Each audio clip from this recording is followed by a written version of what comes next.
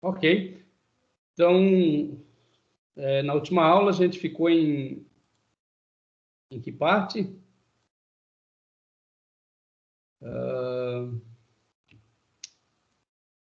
Certo? Então, a gente estava demonstrando aqui a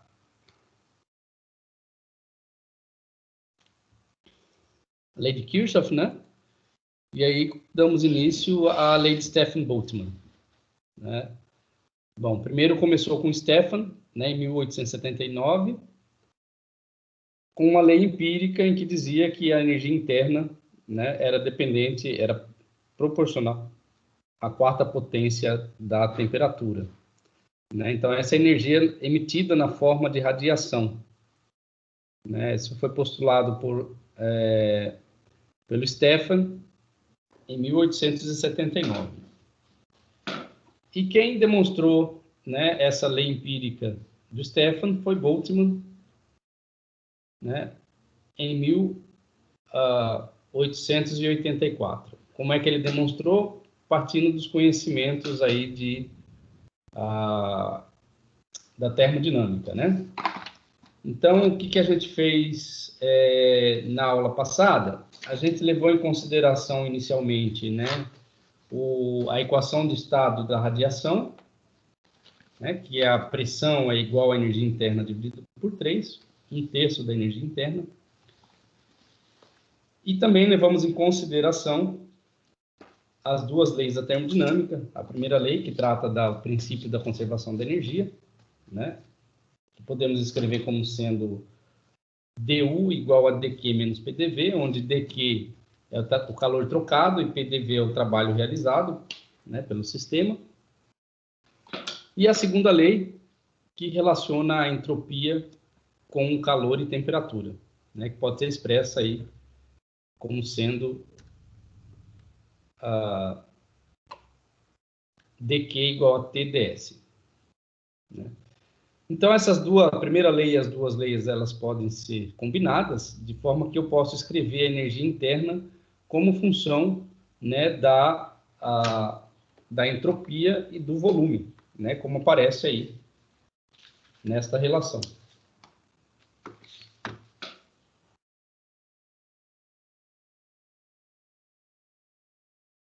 Então, o que a gente tem aqui, combinando a primeira e a segunda lei, é a energia interna do sistema expressa como função da entropia e do volume. Ok? Bom, energia, eu posso escrever em termos da densidade de energia. Né? Densidade de energia é energia dividido pelo volume. Né? Então, a energia vai ser a densidade de energia, que é a energia por unidade de volume, multiplicado pelo volume. Se eu diferencio esta relação, então dU vai ser a derivada de UV. Né? Ou seja, eu tenho VdU mais UdV. Então, a derivada do produto é igual à derivada da soma, né? Muito bem. Então, se eu substituo aqui o dU, né, nesta relação que eu obtive a partir da combinação da primeira e da segunda lei, eu vou ter esta relação expressa dessa forma. Então, VdU mais UdV vai ser igual a TdS menos P, só que P expresso agora em termos da densidade de energia, né? Densidade de energia dividido por 3, então vai dar menos 1/3 de UdV. Tá? Menos vem desta relação. Então, aqui eu tenho uma relação que combina aí a entropia, o volume e a densidade de energia.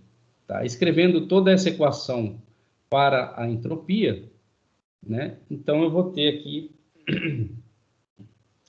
que a entropia é V dividido por T dU mais 4/3 de U dV. Então, aqui nesta forma, eu tenho a entropia como função de U e V.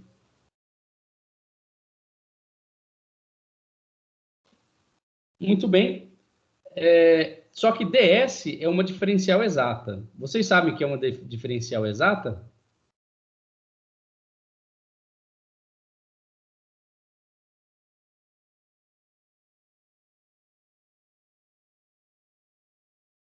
que é uma diferencial exata?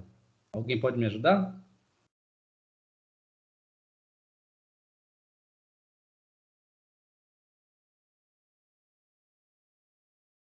Ninguém sabe? Não tem ninguém aí. É diferencial exato ou equação diferencial? Diferencial exata. O que é uma diferencial exata?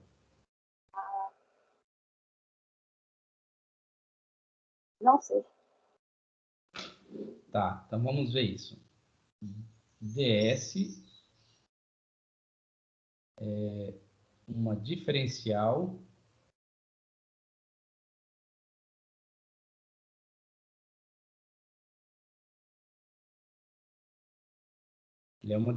exata. Eu vou reescrever a forma como a gente obteve aqui, né? Então, o ds, que como a gente obteve combinando lá a primeira e a segunda lei, né? E a equação de estado da radiação, né? É o volume dividido pela temperatura, multiplicado pela diferencial da densidade de energia, mais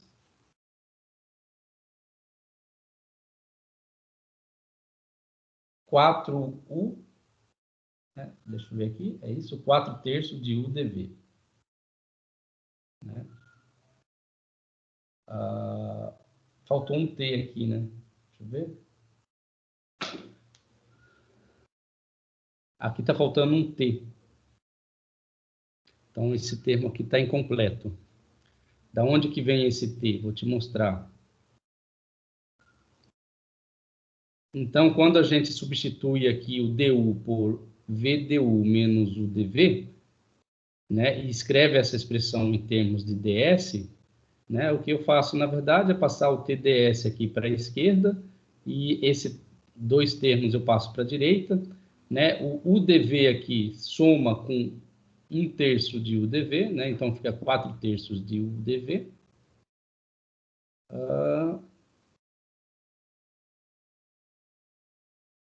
Na verdade, aqui é negativo, né? Não, professor, tá certo. Certo, é positivo. Deixa eu ver aqui. Tá certo, é menos, né? É mais, professor. É mais.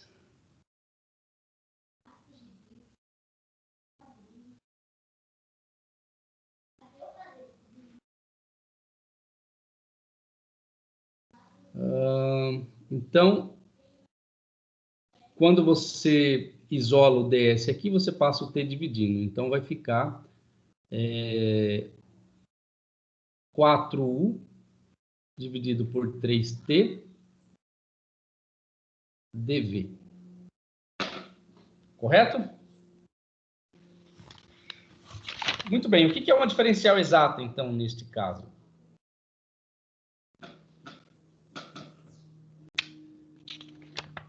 Bom, deixa eu só terminar de passar para cá. Então, aqui fica 3t dv, né? E sendo ds uma diferencial exata, isso significa o seguinte.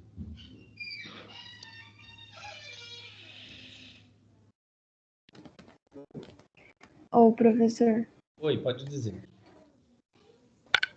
se eu chutar, vocês vão rir da minha cara? Não, pode falar. Eu acho que quando as diferenciais são iguais, eu não sei, eu já vi isso em termodinâmica, mas eu não tô lembrada agora. Não sei se é isso mesmo também. Vamos lá, tenta dizer como que é. Ah, não sei, eu sei que você tem que utilizar aquela derivada parcial, e daí você tem que colocar esses dois terminhos aí, e daí tem que igualar eles dois. Eu só não tô lembrada exatamente como que é, mas eu sei que é por aí. Exatamente, você está certa. Então, vamos escrever aqui de uma forma geral. Então, eu tenho uma função que é a função de duas variáveis. Então, vou chamar m de x, y. né, multiplicado pelo diferencial de x, mais uma função n, né, também função das duas variáveis, x e y, né, multiplicado pela diferencial dy, e isso aqui igual a zero. Ok? É exata, essa diferencial ela é exata se e apenas se a diferencial, a derivada parcial de m de xy em relação a y, né, for igual à derivada parcial de n de xy em relação a x. Esta é a definição de diferencial exata. Tá?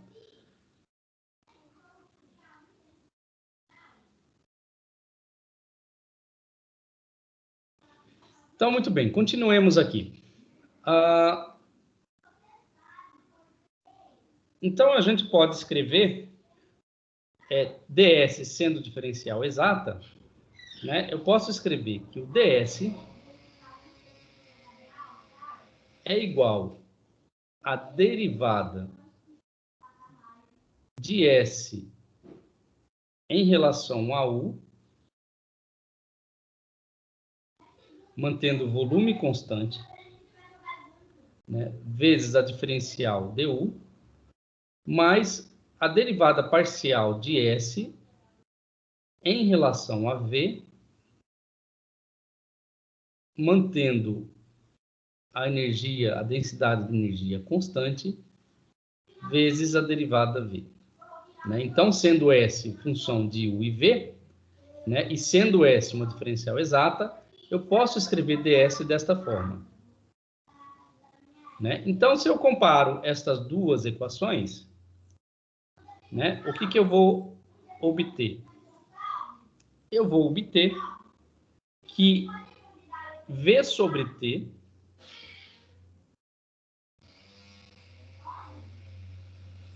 é igual a derivada de S em relação ao...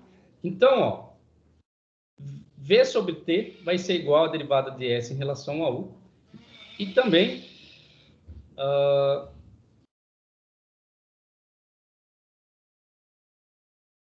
comparando esse termo com esse, né? 4U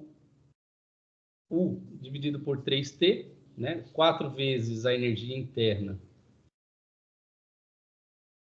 Caçamba. 4 vezes a energia interna dividido por 3 vezes a temperatura. Esse termo aqui vai ser igual a diferencial de S em relação a V.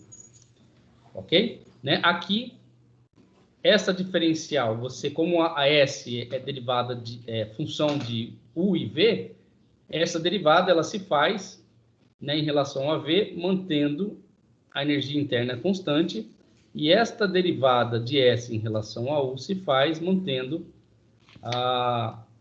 o volume constante. Né? Então, se a gente comparar aqui com a diferencial exata, é como se esse termo nosso aqui fizesse o papel do M e esse termo aqui fizesse o papel do N. Né? Só mais um pouquinho.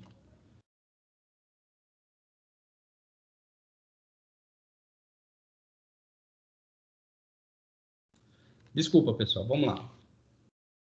Entenderam? Então, significa dizer o seguinte, ó. Pegando aqui a definição de diferencial exata, né, que a derivada de m em relação a y é igual à derivada de n em relação a x. Né? Só que aqui, no caso, o meu y faz papel de v e o meu x faz papel de u. Né?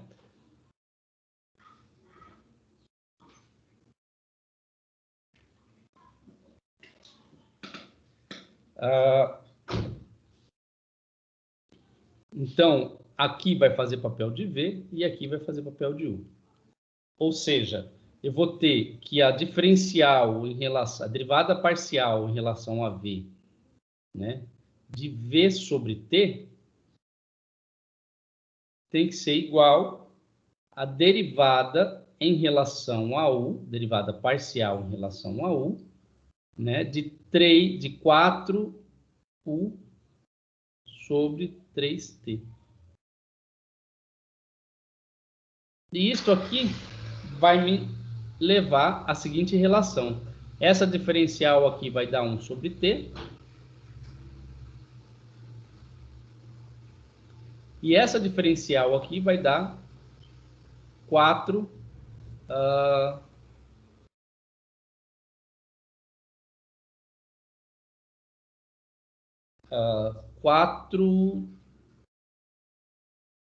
Bom, estou diferenciando em relação a U, né? Então vai dar 4/3 sobre T, né? Vezes a derivada da temperatura, né? Em relação a U.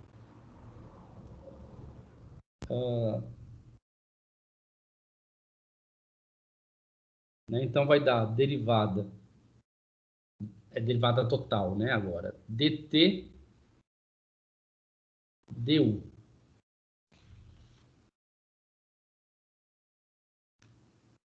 Tá certo? Deixa eu ver. Acho que eu fiz errado essa diferencial. Deixa eu ver minhas notas.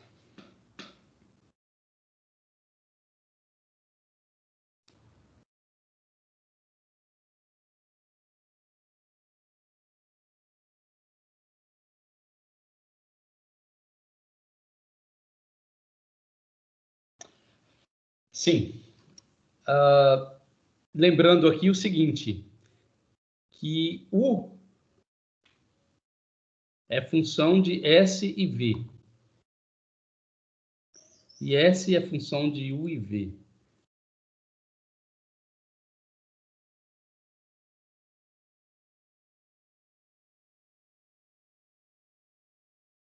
Eu acho, é isso mesmo.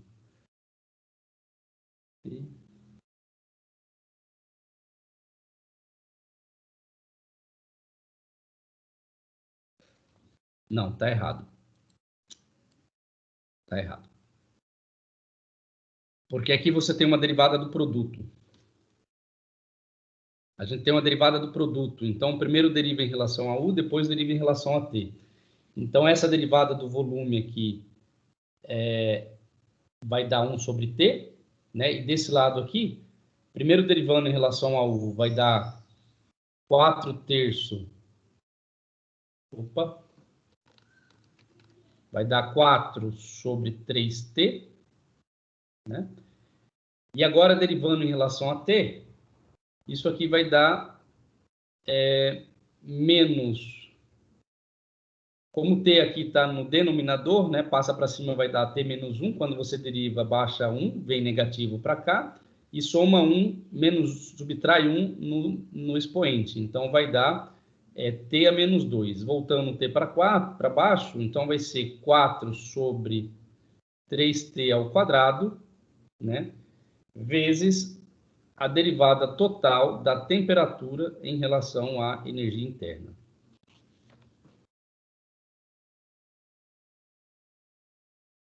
Bom, então essa derivada aqui é uma derivada do produto.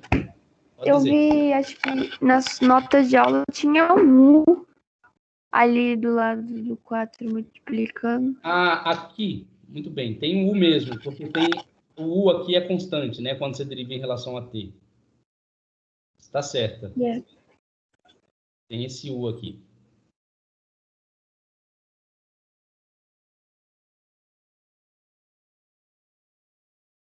U. Então é isso, né? Bom, primeiro resolve esse termo aqui, né? 1 sobre T menos 4/3 de T. Ou então multiplica tudo por T, né? Se a gente multiplicar tudo por t, a gente vai ter 1 igual a 4 terços menos 4 uzinhos sobre 3t, né? O t vai cortar aqui, aqui e o quadrado aqui. dt du. E esta relação vai nos dar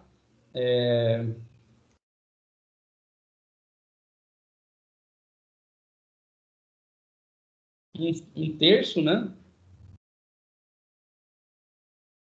Igual a 4 terços de u dt du. E isto aqui vai ser... Ah, faltou um t aqui, né? Vai resultar em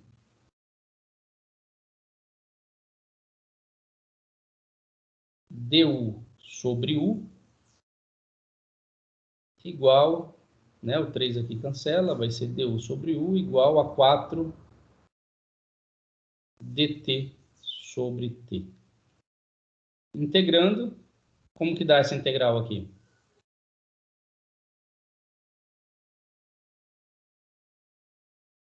Vai dar ln de u igual a 4 ln de t, né? ln de u igual a 4 ln de t. Ou que ln de u, né? Assim, esqueci. Essa é uma diferencial, é uma integral indefinida, né? Em sendo uma integral indefinida, vai dar ln de u igual a 4 ln de t mais uma constante k. Né? Mais uma constante k.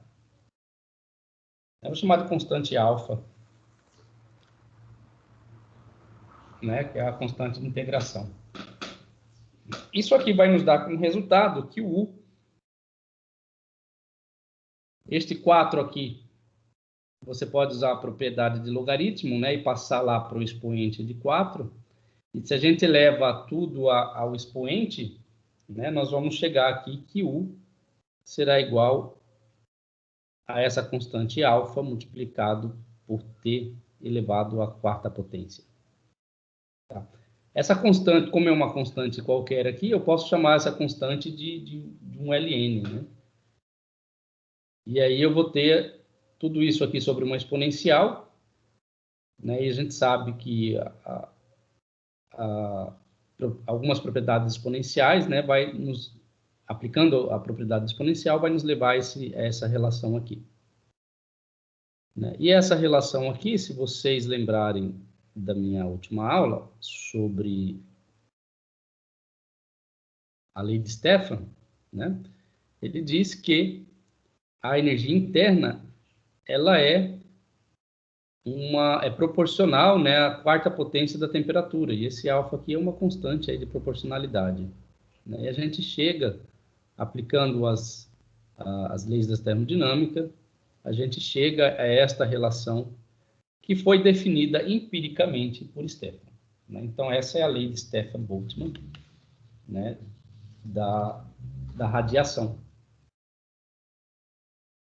Né? Muito bem. Essa constante alfa, ela é igual a 5,67 vezes 10 a menos 8 watts por metro quadrado, Kelvin, a quarta potência. E ela é chamada de constante de Stefan-Boltzmann.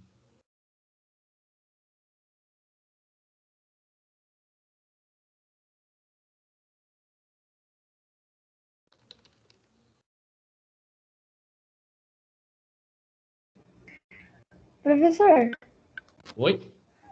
que significa a temperatura estar elevada à quarta potência, tipo, fisicamente? O que isso representa? É uma boa pergunta. Bom,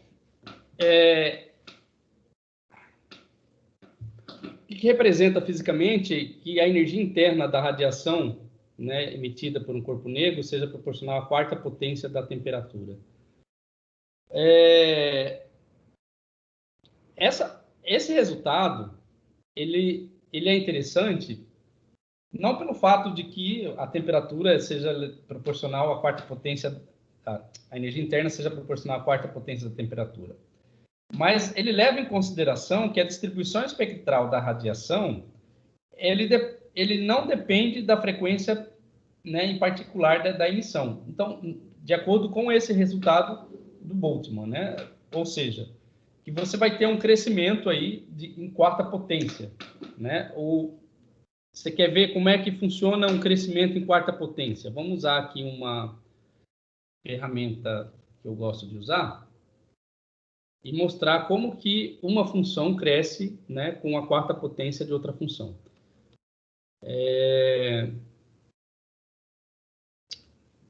GeoGebra. Eu vou numa mais simples. Então, ó, f de x igual a uma constante a de x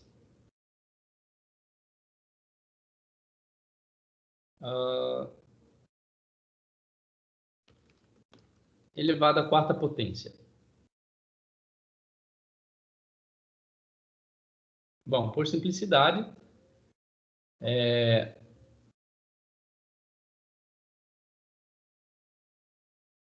vamos considerar essa constante aqui como sendo positiva.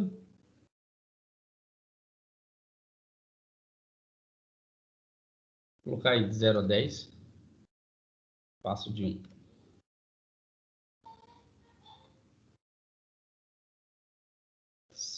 No intervalo de x maior que 0. Então, significa que, fisicamente, que à medida que a temperatura aumenta, né, a energia ele tem esse tipo de crescimento. Um crescimento parecido com um crescimento exponencial, né? Vamos colocar aqui uma função exponencial para comparar a de e elevado a x. Opa, aqui é x.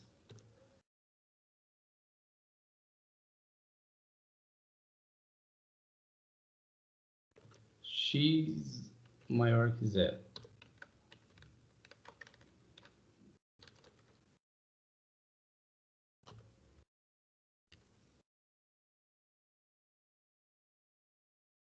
Bom, então, aqui a comparação, né, entre essa função à quarta potência e uma função exponencial, né? Ela demora um pouquinho mais para crescer, mas depois que passa, né, por um determinado valor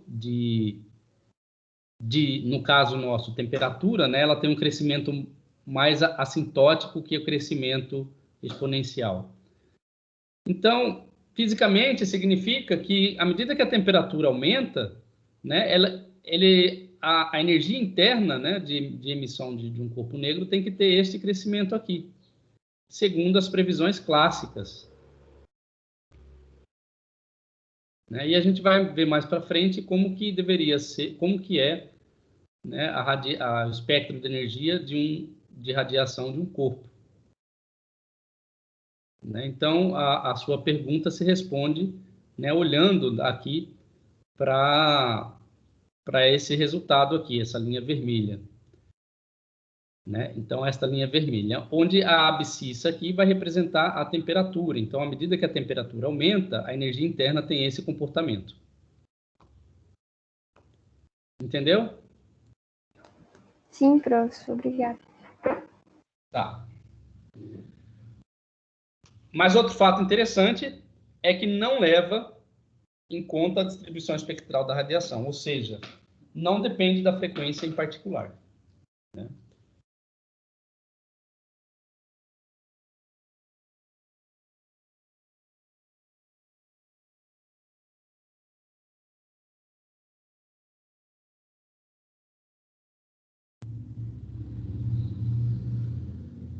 Bom, só lembrando, pessoal, o que a gente está fazendo é um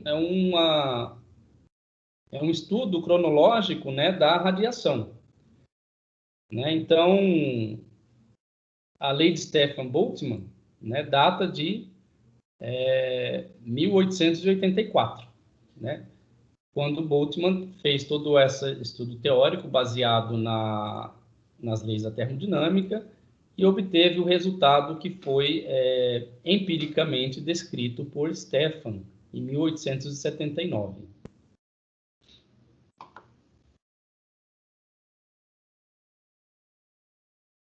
Bom, seguindo a sequência cronológica do estudo da radiação, né, em seguida vem as leis de Wien. Vou colocar um S aqui, porque são duas leis. Leis de Wien. Cronologicamente, a primeira veio em 1893, né, que é a lei de deslocamento de Wien.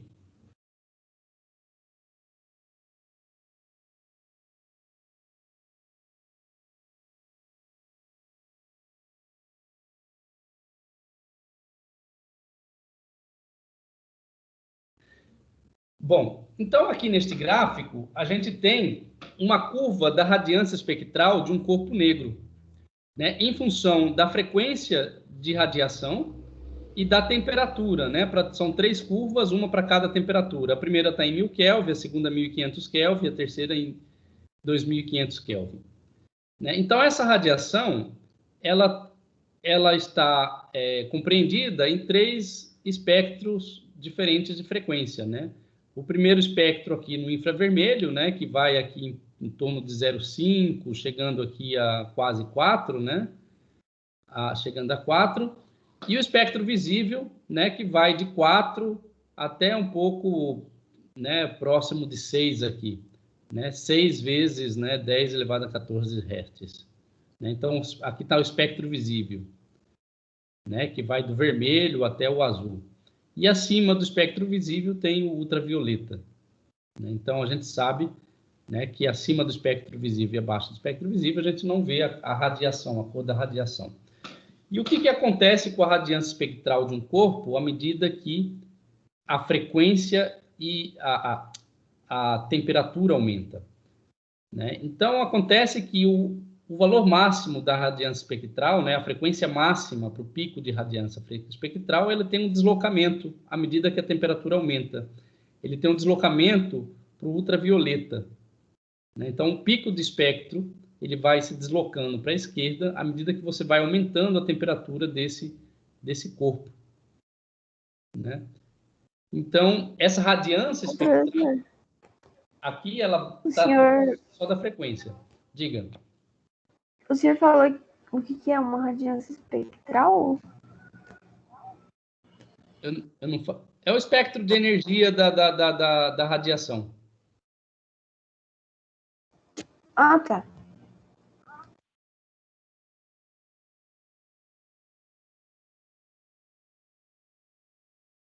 Né? Tá a unidade aqui, né? É watt por metro quadrado hertz. Né? Então, watts é joule por unidade de tempo, né? Dividido aqui por metro quadrado, ou seja, por unidade de área, energia. Aqui você tem energia, potência por unidade de área por unidade de frequência. Né? Então, essa é a radiância espectral. Né? Então, em 1893, né, o Wien ele postulou o seguinte, que a densidade de energia, em função da frequência e da temperatura, Só aqui está tratando como radiância espectral, tá? Porque eu retirei esse gráfico aqui do livro de Física Quântica do Esberg. Ok? Então, vocês vão ver esse gráfico quando estiver estudando o livro do Esberg. E também é sobre a nota de aula lá que eu deixei no AVA, no Teams. Deixa eu ver aqui.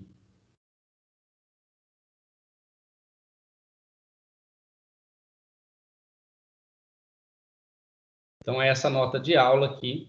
Vocês podem estudar por aqui também, por esse material. Então, a gente está vendo aqui a parte... Ele trata como radiância espectral. Tá? Mas, no fundo, é o mesmo procedimento que a gente está fazendo, seguindo a apostila do Moisés. Tá? Então, é esse gráfico aqui que trata a radiância espectral do corpo, em função da frequência, né? E também para 3 diferentes temperaturas. Vocês podem acompanhar por aí também. Então, muito bem.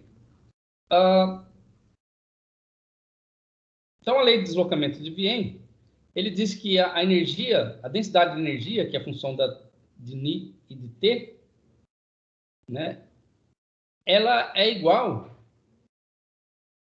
à frequência ao cubo vezes uma função da razão da frequência pela temperatura.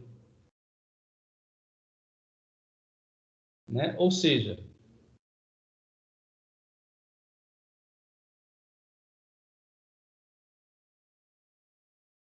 depende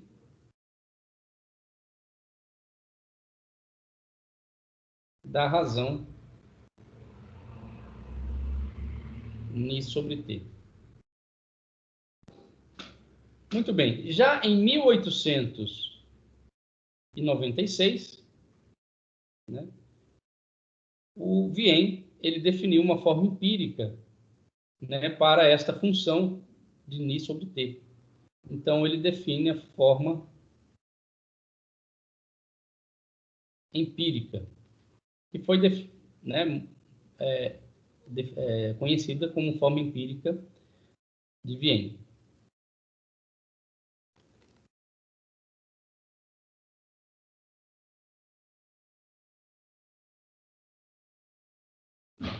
Então, Wien definiu, né, por observação experimental, que essa função de Ni e T, né, da razão de Ni e T, é igual... Professor, desculpa interromper o senhor. Pode falar.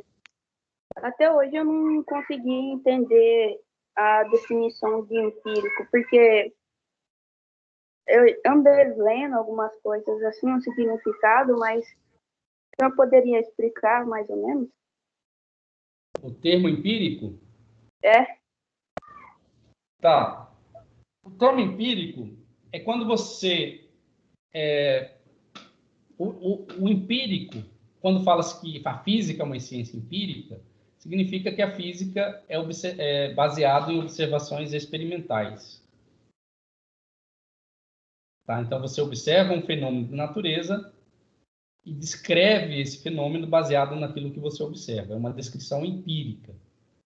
Tá? Muitas vezes, essa descrição empírica se dá em linguagem matemática. Né? Como, por exemplo, você observa o movimento de um corpo, vai medindo a posição e a velocidade e anotando a posição e a velocidade desse corpo. Né? E quando você coloca a posição e a velocidade desse corpo, né, em uma tabela e gera um gráfico dessa tabela, você vai observar o comportamento desse corpo em gráfico. Né? E aí o que você faz? Você pode definir uma equação que reproduza aqueles pontos que você fez, que você observou experimentalmente. E a partir dali, essa equação pode definir o movimento desse corpo. Né? Então, quando você obtém essa é uma equação empírica. Por que fala equação empírica? Porque ela foi baseada na sua observação do movimento do carro. Entendeu?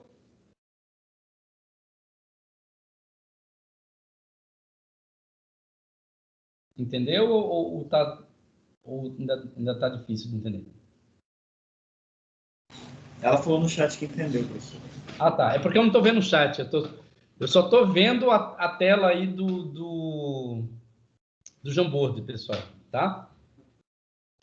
Professor, entendi sim. É que eu estava mastigando, tô comendo, Tá, beleza. mas entendi. Obrigada. De nada. Então, essa aqui é a fórmula empírica de Wien para a função f de Ni-t. Né? Então, é a fórmula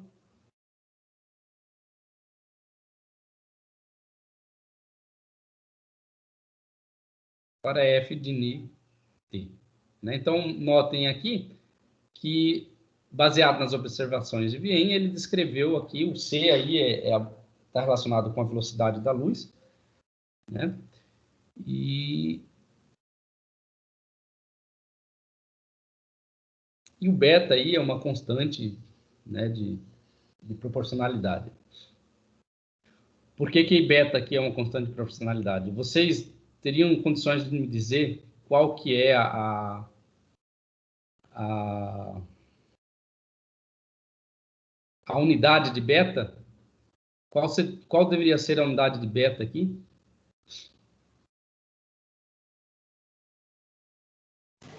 A temperatura sobre frequência. Exatamente, temperatura sobre frequência. Por quê? Porque esse expoente aqui tem que ser adimensional. Né? E qual que é a unidade de f? Vocês pensam aí qual deve ser a unidade de f, porque a unidade de f vai ser relacionada com a unidade de c. Será que c é realmente a velocidade da luz? Né? Eu posso ter me enganado aqui. Né? Então, mas como é que vocês vão saber qual que é a unidade de f? Você tem aqui que aqui tem que ter a unidade de energia por unidade de volume. Né? E a lei de deslocamento de Wien diz que a densidade de energia é igual à frequência ao cubo multiplicado por essa função de Ni sobre T, da razão Ni sobre T. Então, façam uma análise dimensional aqui e me dizem qual que é a dimensão do C aqui nessa equação, tá? Vou deixar para vocês fazerem isso. Eu falei que é a velocidade da luz, mas eu acho que não deve ser a velocidade da luz.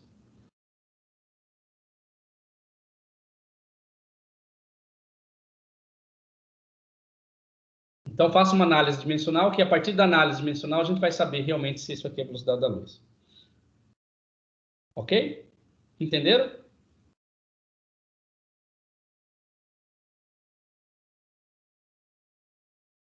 Bom, esta relação aqui empírica de Wien, ela concorda, né, com a função de distribuição, né, espectral, né, para valores grandes de Ni sobre T. Para valores grandes dessa razão. Né? Isso significa o quê?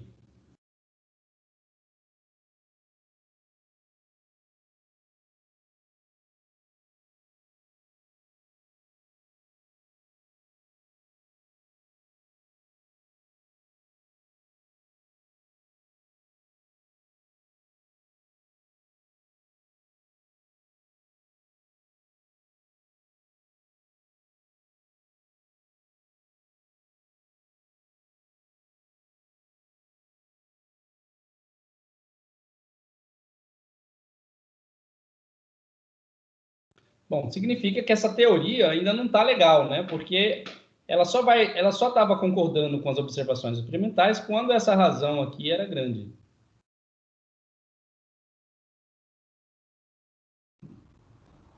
E essa razão aqui é grande em que condições? Condições de baixas temperaturas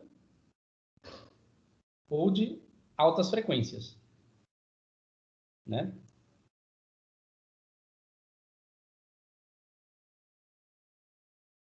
Bom, quando a gente compara essa função, né, com a densidade de energia, então a gente escreve a densidade de energia, U de Ni T, né, como sendo C Ni ao cubo de E elevado a menos beta Ni sobre T.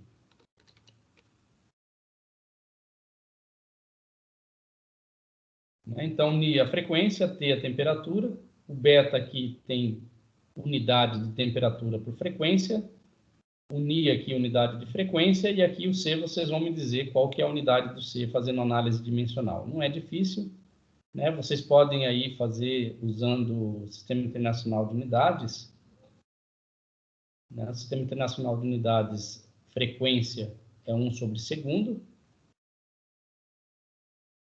temperatura em Kelvin, e o C aqui, o Joule, né?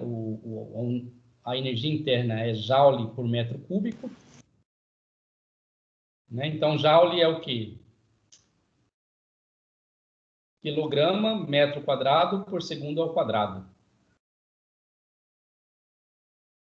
né? Bom, então é isso. Já dá para ter uma noção de que unidade nós estamos falando aqui para C. E essa relação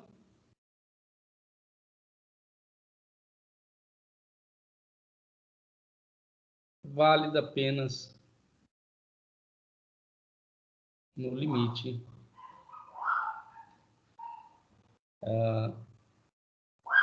de Ni sobre T tendendo para o infinito. Bom, isso não é muito bom para a ciência, né? Porque a gente espera que tenha uma descrição, a ciência ela tem uma descrição um pouco mais completa. A teoria tem uma descrição mais completa do que a gente observa experimentalmente.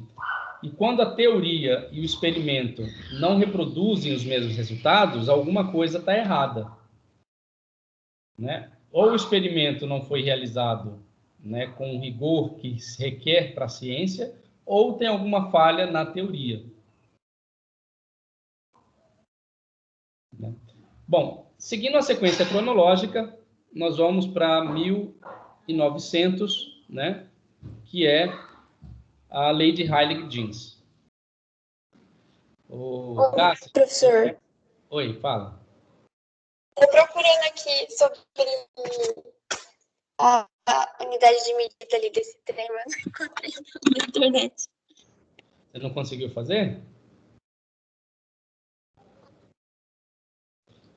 Vou mostrar mais ou menos como é que vocês podem fazer.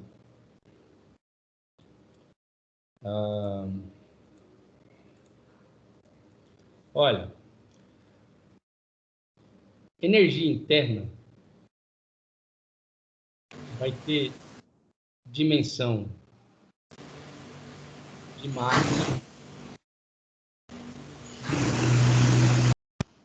Aceleração muito bem. e deslocamento. Aceleração é comprimento, né? Por segundo quadrado. Tempo ao quadrado. E aí o L também é ao quadrado. Multiplicado por L ao quadrado, porque tem vezes tempo, né? Vezes comprimento. Dividido por L ao cubo. Por que é dividido por L ao cubo? Porque é densidade. É densidade por unidade de volume. Então, aqui a gente tem energia por unidade de volume. Isso aqui tem que ser igual, né? O que a gente tem aqui? Frequência ao cubo, né? Frequência é 1/segundo. Frequência, muito bem, obrigado, é 1/segundo. Então, vai ser T ao cubo. Certo? Então, aqui você já pode ter mais ou menos a ideia do que vai ocorrer, né? Esse termo aqui cancela com esse termo aqui. Esse termo aqui cancela com esse termo aqui. E aí você vai ter aqui ideia qual que é a dimensão deste C.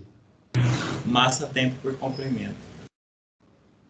Massa, tempo por comprimento. Ok? Valeu, prof. De nada. Então não é velocidade da luz, né?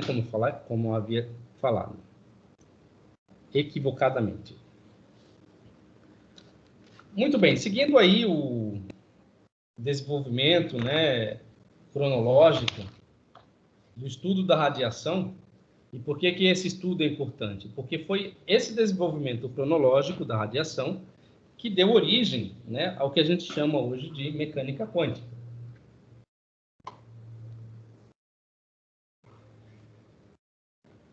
Então, seguindo essa cronologia do estudo da radiação, né, logo em seguida, da lei de deslocamento de Wien, que a gente já descreveu aqui, veio a lei de Heilig-Jeans.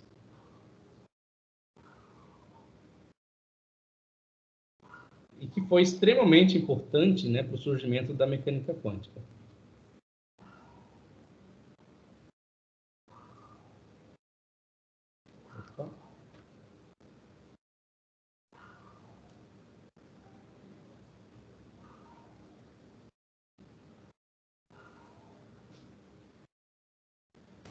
Esse cara aí é o cara do céu azul?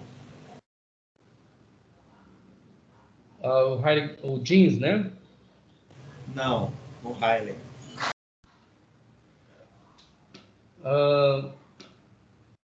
Eu não sei dizer, mas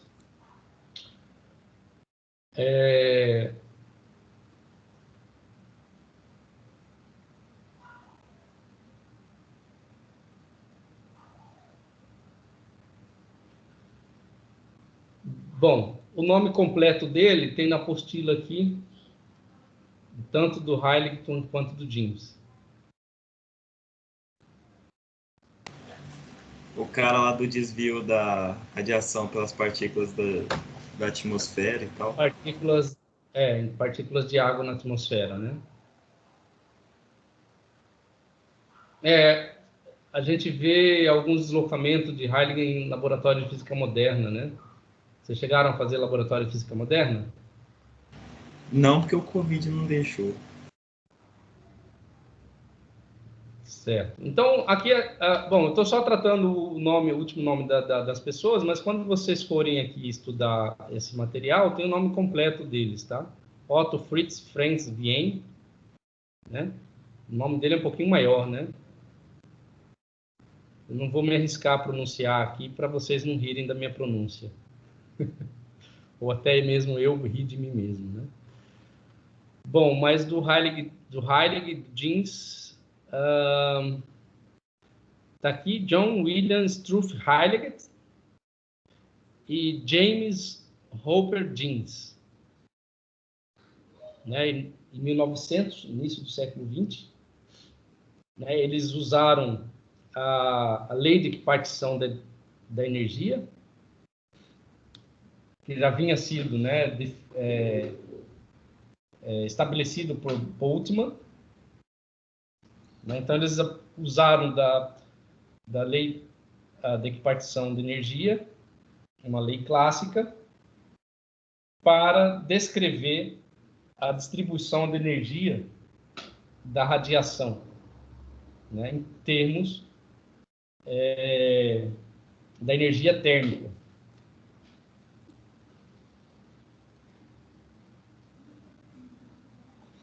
Bom, eu vou procurar sobre o céu azul a relação dele com esse Heilig, tá? Eu não sei te responder agora.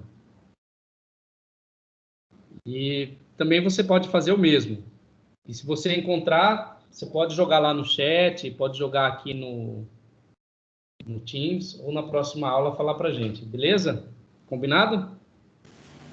De boas. Então fica essa curiosidade aí para a próxima aula. Então a distribuição de energia proposta por Heilig-Jeans, né, ele tirou a partir da lei de equipartição da energia. Vocês estão lembrados de termodinâmica, lei de equipartição de energia? Na verdade, de mecânica estatística, né? Ai, vi falar em um meio de KT.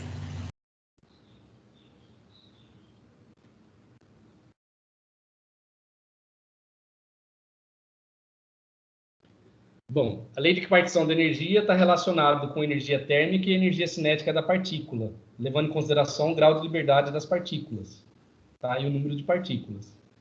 A energia térmica é kBT, onde Kb é a constante de Boltzmann, e a energia cinética ela é descrita em termos do quadrado do momento linear da partícula. Só que nós estamos falando de radiação, né? Então, aí no caso, as coordenadas, né, momento e posição, vão estar relacionadas com um campo oscilatório, um campo magnético. Né? Então, a distribuição de energia, de acordo com Heilig-Jeans, né, ele expressou na forma da seguinte forma, né? Então, U, como função da frequência da temperatura, expresso em termos de 8π Ni ao quadrado, da frequência, C ao cubo, kBt. Tá? Então, muito bem. Esse espectro, né, de distribuição de energia, então, foi obtido a partir da lei de equipartição de energia.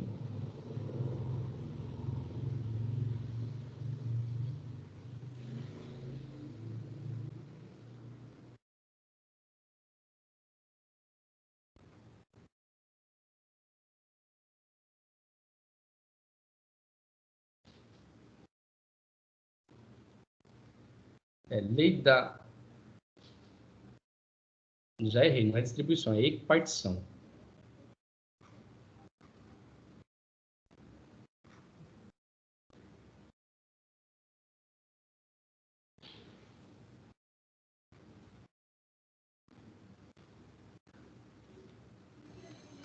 Professor, equipartir é se partir na mesma quantidade? É a junção de duas palavras, né, de partição e equi, né, equi vem de equivalente, né? Tá? É. Então, eu vou falar o que é a lei da equipartição de energia, né? A gente vai descrever essa lei clássica da equipartição de energia. Na verdade, é energia térmica igual a energia cinética. A energia térmica, no caso, é kBt, e energia cinética, momento ao quadrado, dividido por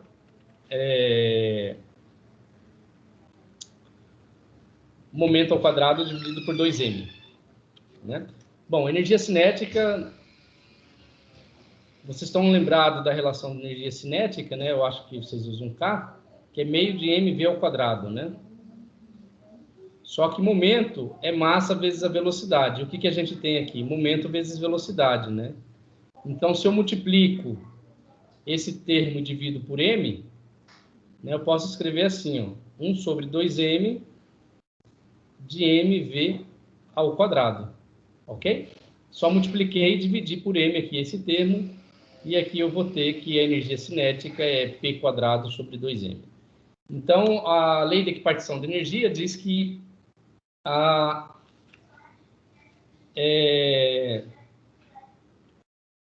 que todo sistema, né, cuja energia total ela pode ser expressa entre as somas das energias de cada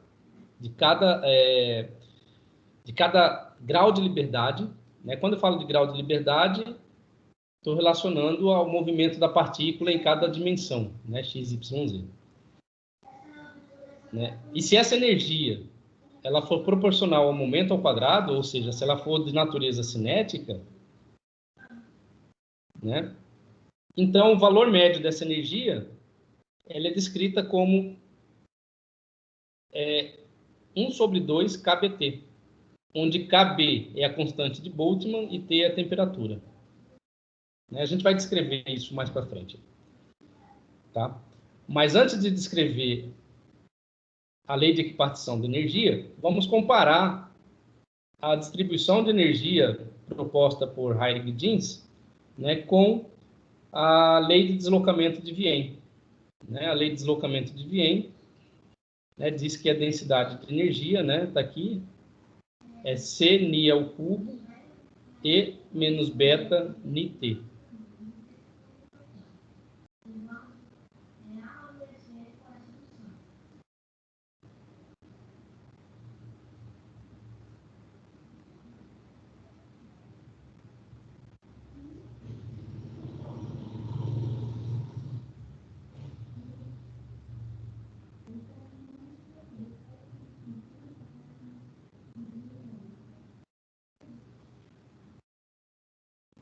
Bom, então se eu comparo com a lei de deslocamento de Wien, né, ambos descrevendo a densidade de energia da radiação espectral, né, de acordo com a lei de deslocamento de Wien, a densidade de energia é a Ni ao cubo multiplicado por uma função que é descrita em termos da razão de frequência e temperatura. E isso aqui tem que ser igual, então, a 8π Ni ao quadrado, C ao cubo, kBt. Muito bem. Então, esse primeiro termo aqui é a lei de Wien.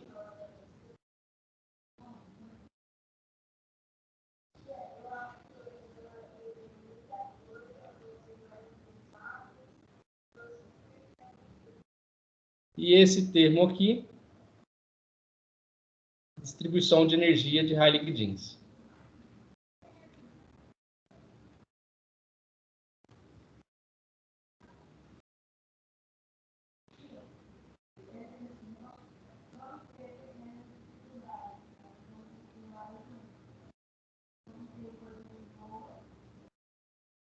Muito bem. Comparando, né, a lei de deslocamento de Wien com a distribuição de energia de Heilig-Jeans, né, a gente vai obter que a função de distribuição, a função de distribuição, né, que é dependente da razão entre a frequência e temperatura, né, vai ser, bom, eu tenho frequência nos dois termos, então isso vai ser igual 8π, né? Como a função é descrita em termos da razão ni sobre t, eu vou pegar o ni e passar para baixo, então vai sobrar aqui um c ao cubo, né? Ni sobre t, né? Esse t aqui vem da temperatura, que eu vou colocar aqui no denominador, multiplicado por kb, né? Então, na verdade, isso aqui vai dar um 8π sobre c ao cubo, multiplicado por kBt, dividido pela frequência. Lembrando que kBt aqui é energia térmica,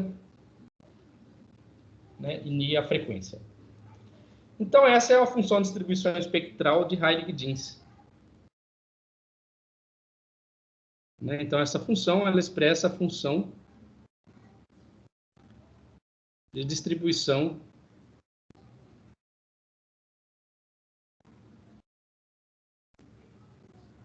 espectral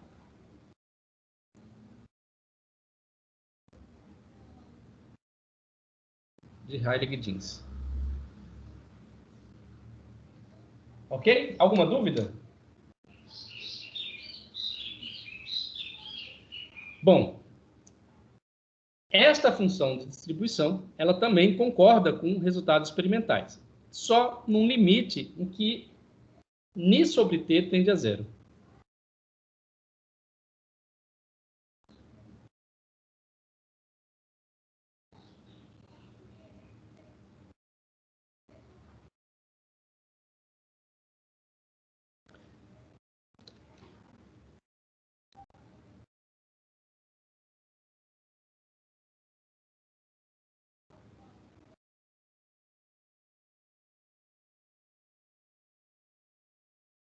Professor, Oi. Mas Ni sobre T indo para zero significa que só funciona para ou frequências baixas ou temperaturas muito altas, não é? Exatamente. Ao contrário, né, da lei de deslocamento de Wien, né, que descrevia os resultados no limite em que Ni sobre T tende para o infinito. Ou seja, ainda, né, não está uma descrição teórica que condiz exatamente o que se observa completamente com o experimento. Muito bem.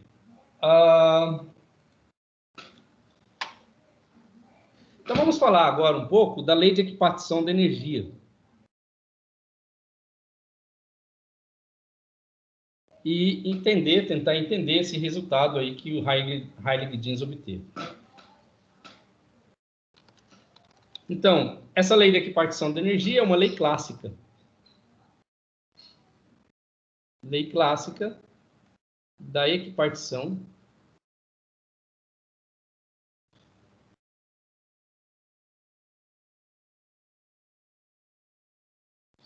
da energia. Muito bem. Como eu disse antes, né, a lei clássica da equipartição da energia, ela diz o seguinte: 1 sobre 2mv ao quadrado, isso aqui é energia cinética,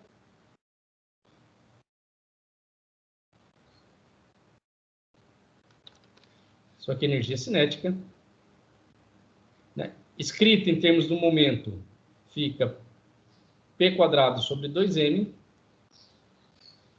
é 1/2 de kBt. Né? Isso significa o seguinte, que todo sistema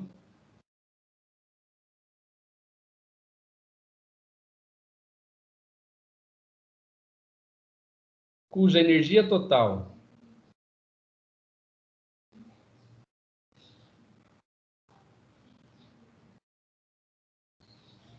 pode ser expressa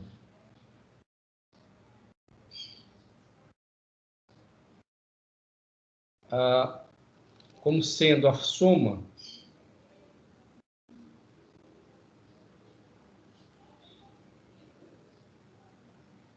das energias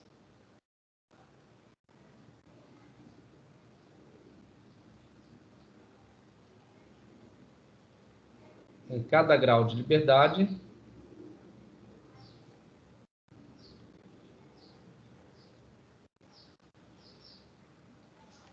Então, lembrando o que é em cada grau de liberdade, né? Você tem um sistema com N partículas e cada partícula pode se movimentar, tem 3 graus de liberdade, o que significa dizer que ela pode se movimentar para x, y e z. Né? Então, esse sistema vai ter sua energia total expressa como sendo a soma, né, de todas as energias, né, em cada grau de liberdade das partículas. Além disso, né, e se a energia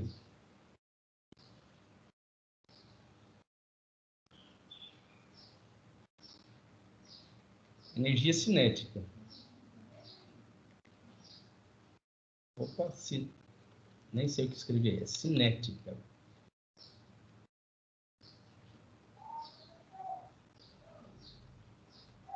é proporcional ao quadrado do momento, né, como a gente escreveu aqui,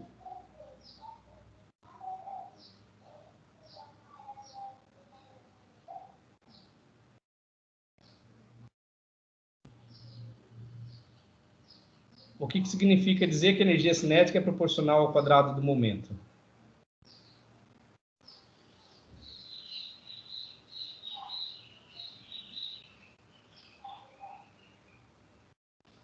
Está relacionado com o movimento, né? O momento está relacionado com velocidade. Então, se a energia cinética está relacionada com o movimento da partícula,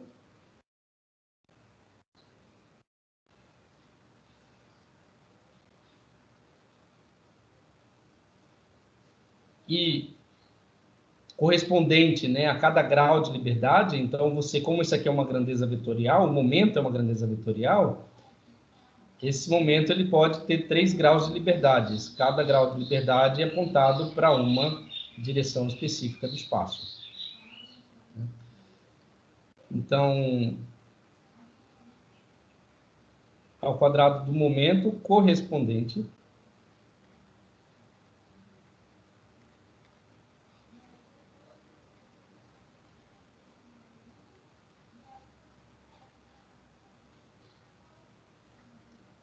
a cada grau de liberdade,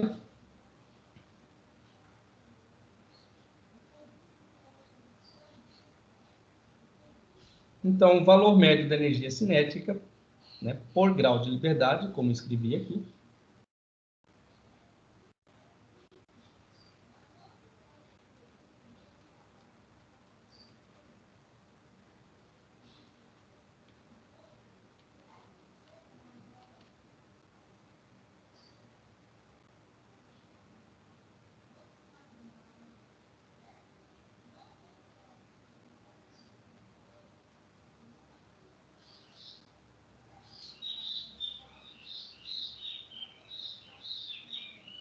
bom,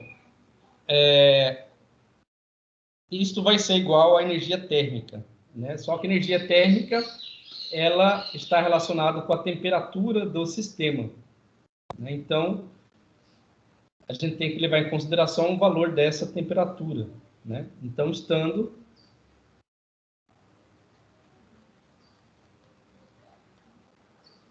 o sistema a temperatura T,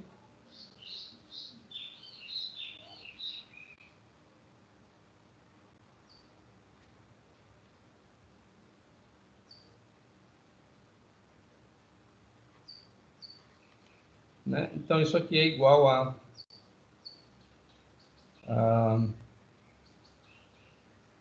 1/2 kBT. Ok? Então, esta é a lei clássica de equipartição da energia. Isso aqui a gente vê lá, se não me engano, em mecânica estatística, né? Você tem uma descrição mais detalhada do que representa a lei clássica da equipartição da energia. Né? Vamos observar isso aqui em termos de uma radiação, da energia de radiação. Né? Então, como é que a gente escreve energia de radiação? Se não me engano, vocês já devem ter visto esta relação, energia de radiação e eletromagnetismo. Vocês já fizeram eletromagnetismo? Estamos fazendo.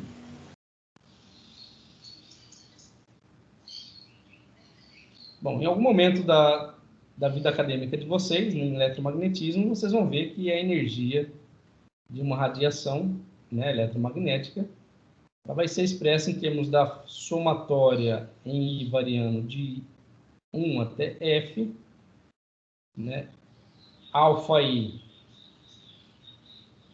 P quadrado de I, mais beta I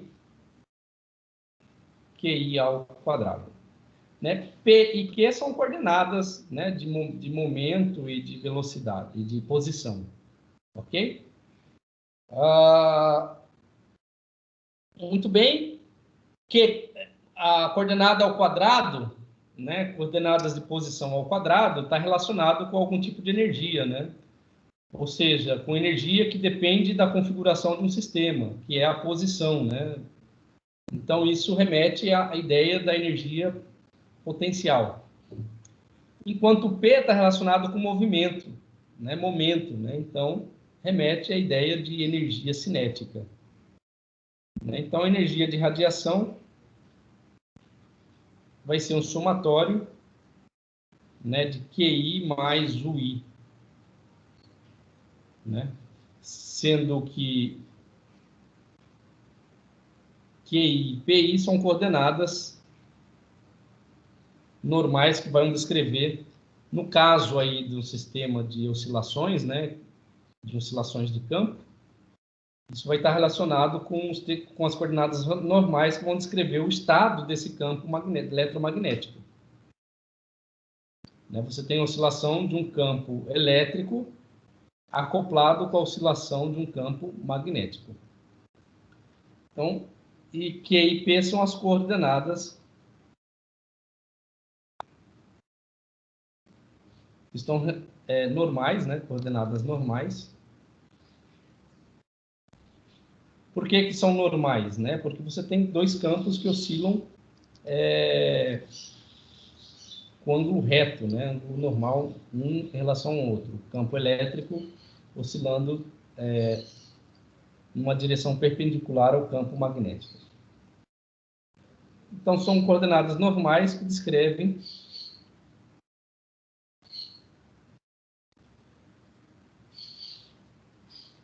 o estado do campo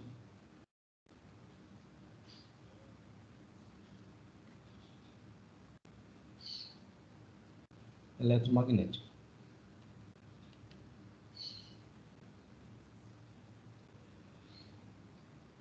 Muito bem, então se eu aplico a lei de equipartição, né, para o espectro de radiação de um campo eletromagnético, é o seguinte.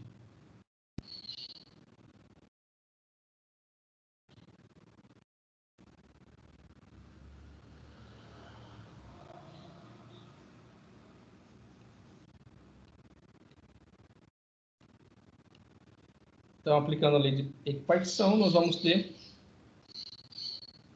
né, que o valor médio da energia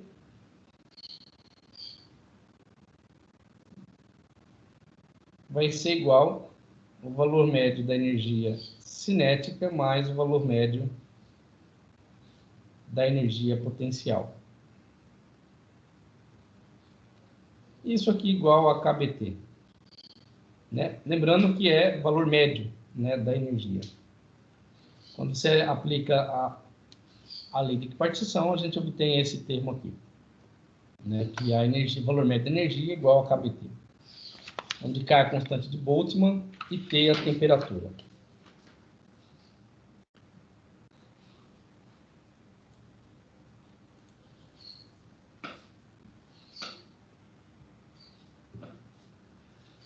O que significa isso aqui? Que cada modo normal de vibração dessa radiação, ela vai ter uma energia e essa energia vai estar associada a KBT. Né? Então, essa é a energia de cada modo normal de vibração, né, da radiação. Bom, agora vamos aplicar, né, essa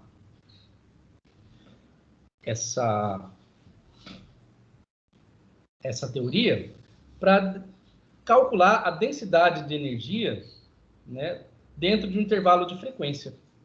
Então, essa densidade de energia vai estar relacionada com o número de modos normais de vibração que a gente tem de radiação do sistema. Então, a nossa tarefa vai ser calcular o número desses modos normais de vibração. Tá? Vocês podem acompanhar, né, pela apostila do Cone, ou então lá pela nota de aula de física quântica do Esberg.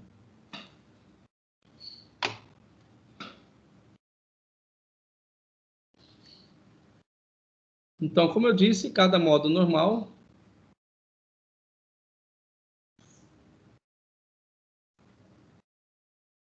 de vibração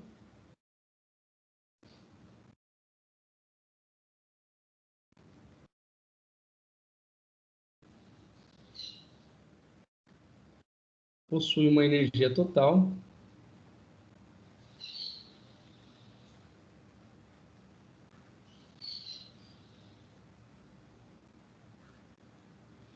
igual a KBT.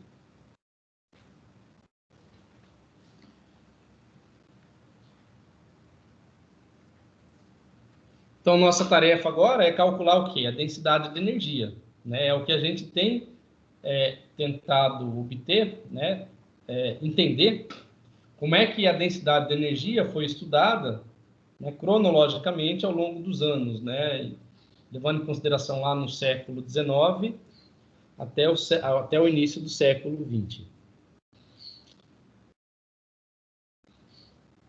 Então, essa densidade de energia, U, né, de Ni e T, isso aqui depende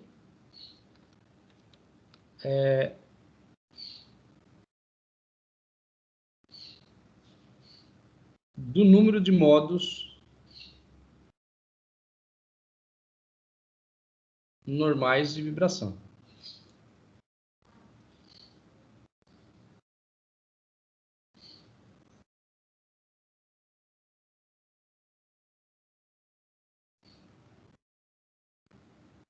Bom, esse modos normais de vibração, ele vai existir dentro de um intervalo de frequência, né? Então, essa densidade de energia ele vai depender desse número de modos normais de vibração existente dentro do intervalo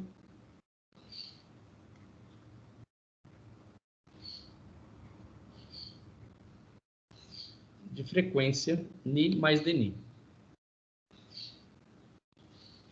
Ni e Ni mais Dni. Tá? Como obter, né, esse número de modos normais de vibração? Né? Escrever isso aqui em termos desse número é definir a densidade de energia, que é a função da frequência e da temperatura, em termos do número Z, né, que é o número de modos normais de vibração, vou chamar de Z de Ni, Ni, que está referente ao intervalo de frequência, né, multiplicado pela energia desse modo, de cada modo normal de vibração. Né? E isso aqui, então, vai ser Z Ni multiplicado por KBT. Então, qual que é a nossa tarefa agora? É calcular esse número de modos normais de vibração. Né? Ele vai depender de que esse número de modos normais de vibração? Bom, para calcular esse número de modos normais de vibração, a gente vai fazer uso de conhecimentos que a gente obteve lá em ondas, né? Em Física 2. E vamos começar, então, por corda vibrante.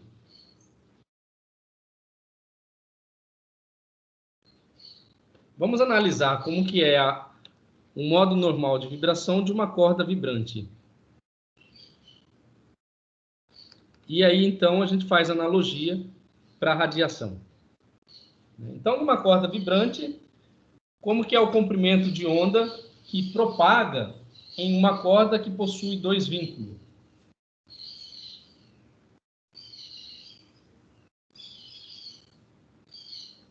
Bom, vamos tentar desenhar aqui a corda vibrante. Vamos supor que eu tenho uma corda que tem dois vínculos, né? E se uma frequência propaga nessa corda, ela vai propagar da seguinte forma. Eu posso ter meio comprimento de onda. Opa. Caçamba. Tá difícil desenhar hoje. Né? Lembrando que essa corda ela vai ter um comprimento L.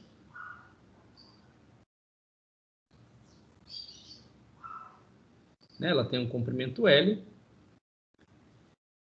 E aqui, o comprimento de onda associado a essa vibração vai estar relacionado com o tamanho, né, dessa corda. Então, o primeiro comprimento de onda que pode ter aqui é 1 sobre 2L.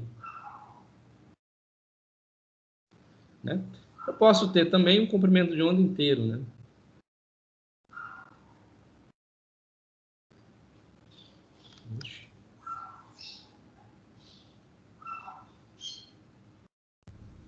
Então, eu posso ter também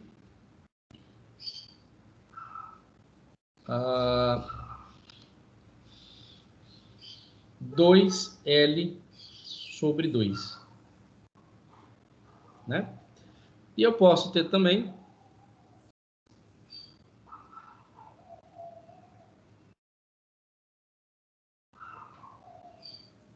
um comprimento que é igual a 3L sobre 2.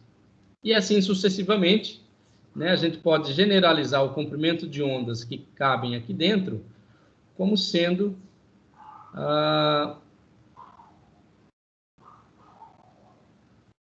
NL. Opa, eu errei aqui. Não é 2. Aqui é 2, aqui é 3. Né? Então, 2L dividido por 3.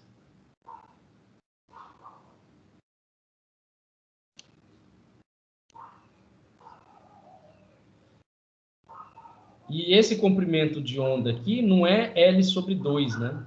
Esse comprimento aqui é metade do comprimento de onda, então o comprimento de onda aqui é 2L. Na verdade, L é lambda sobre 2, então eu errei aqui. Aqui são 2 L's. Então, o comprimento de onda aqui é 2 vezes essa largura. O próximo é 2 vezes a largura dividido por 2, né? Ou seja, vai ser um valor de L. O próximo vai ser 2L sobre 3. E assim sucessivamente eu vou ter... 2. Continuando a nossa série, vai ser sempre 2L dividido por N, sendo N igual a 1, 2, 3, né, números naturais inteiros. Números inteiros positivos, né? Muito bem. Se você aplica uma vibração aqui, nessa corda, né, que contém esses dois vínculos, essa corda vai vibrar, ela vai refletir nos pontos e vai produzir uma oscilação, né, que ora vai estar positiva, ora vai estar negativa. Então, a gente vai ter esse comportamento aqui, que é semelhante a uma onda estacionária aqui nesse sistema, né? E aqui você vai ter nodos, né? Vai ocorrer parecimento de nodos. O que são esses nodos? São pontos da corda onde não há vibração, né? Então, esses nodos vão estar relacionados com a frequência de oscilação dessa corda. Quanto maior a frequência, maior o número de nodos que vão aparecer aqui nessa corda vibrante, né? Então, se o número de nodos está relacionado com a frequência, né, então vamos escrever essa equação em termos da frequência usando o conceito de velocidade, né? Então, a frequência correspondente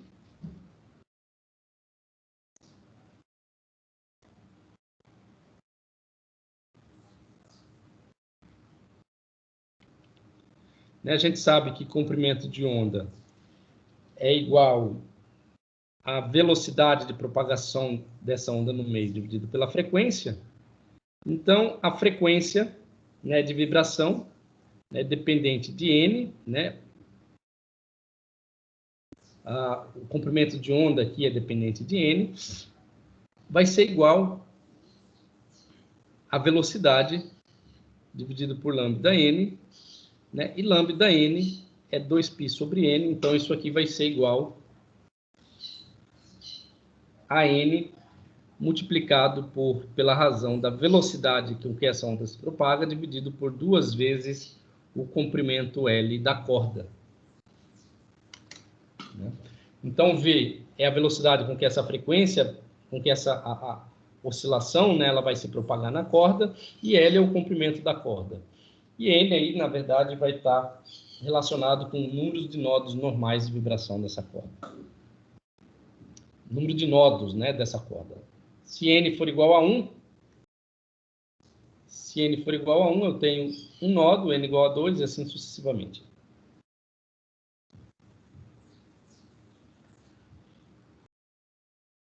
E V aqui é a velocidade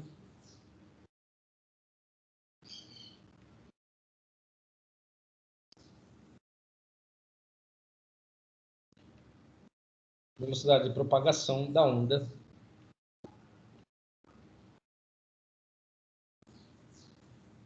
no meio.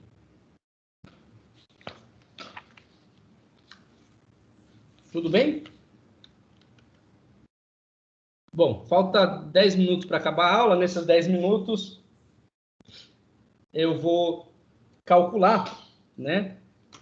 A gente vai tentar obter aí esse número, né, de oscilações, né, dentro do intervalo de frequência, que é o que a gente quer obter, é o valor deste Z. Mas para obter o valor do Z, a gente tem que definir qual que é o intervalo entre duas frequências consecutivas. Né? Vamos chamar esse intervalo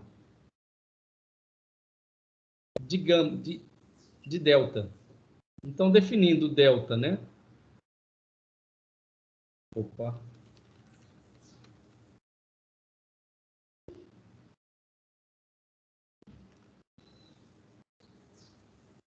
Definindo esse delta como uma constante,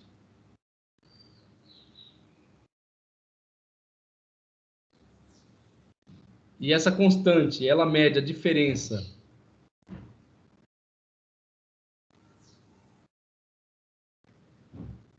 entre duas frequências consecutivas,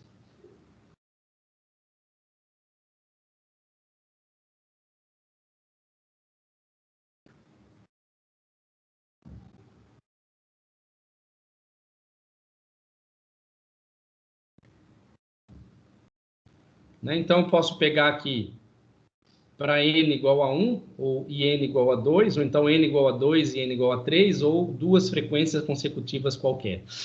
Tá?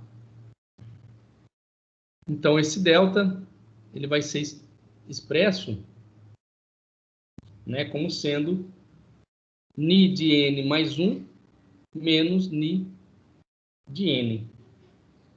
Né? Então, isso aqui vai ser o quê? Ni de n mais 1, o ni é, n de v sobre 2l. Então, ni de n mais 1, né, eu vou se expressar como n mais 1 multiplicado por v sobre 2l. Né? Então, no lugar do n aqui, eu vou colocar n mais 1, né? Menos n de v sobre 2l.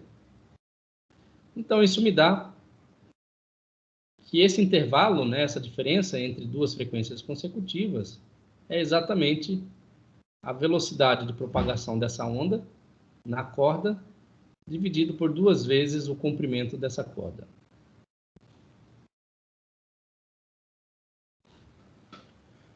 Muito bem. Se eu tenho um intervalo entre duas frequências consecutivas, eu consigo saber o número de oscilações que eu tenho dentro do intervalo de frequência. Né? Então, se eu tenho um intervalo de frequência ΔN, eu posso obter o número de oscilações que eu posso ter dentro desse intervalo de frequência.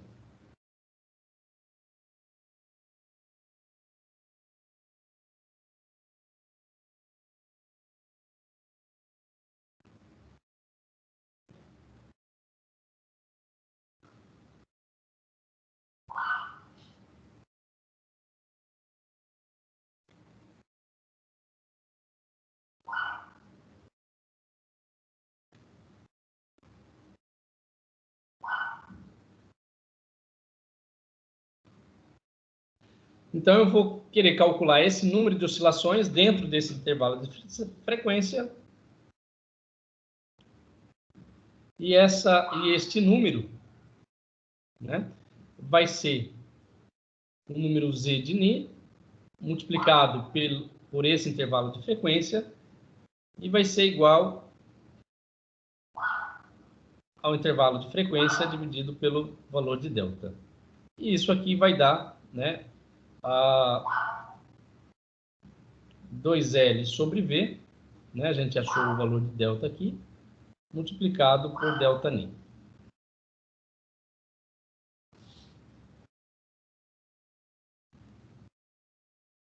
Então, esse número, na verdade, ele é definido em termos do intervalo de frequência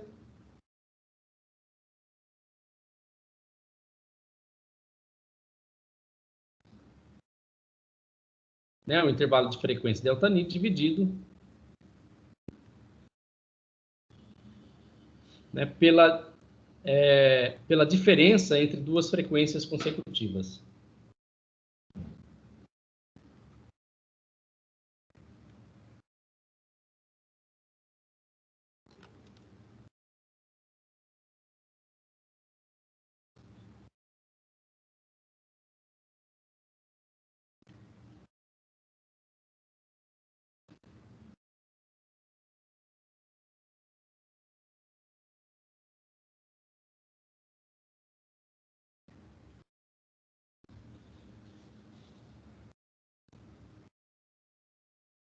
Bom, esse é o número Z que a gente queria chegar, né? E como a gente usou o exemplo de uma corda aí é o caso de uma oscilação em uma dimensão.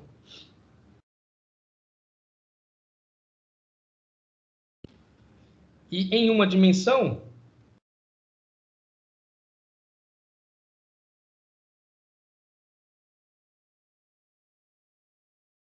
quantos nodos eu vou ter? Né? Se o n for igual a 1, né, quantos nodos eu vou ter? Se o n for igual a 1, eu não vou ter nenhum nodo, né? Que é essa oscilação aqui. Se o n for igual a 2, então eu vou ter isso aqui, ó. Eu vou ter um nodo. Se o n for igual a 3, eu vou ter 2 nodos. Então, em uma dimensão, o número de nodos, né? O que é um nodo? É o ponto na corda que não há oscilação, né? A corda não se movimenta naquela posição, né? Então, em uma dimensão, né, a gente vai ter que o número n menos 1 corresponde ao número de nodos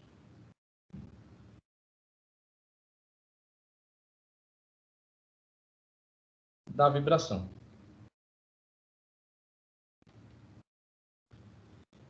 Então, a gente vê que isso aí facilmente, né, no caso da oscilação em uma corda, em um meio físico, né, que é a corda.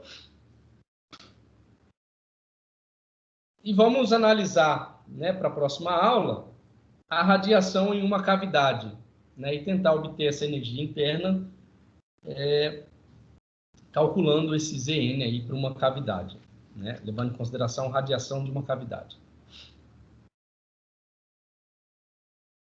A minha aula fica por aqui hoje, já extrapolei o tempo.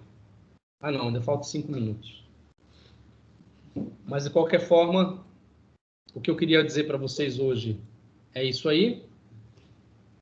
Se tiver alguma dúvida, eu fico à disposição.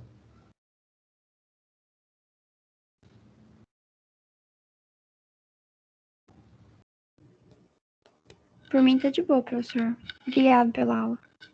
De nada, vou parar a gravação aqui.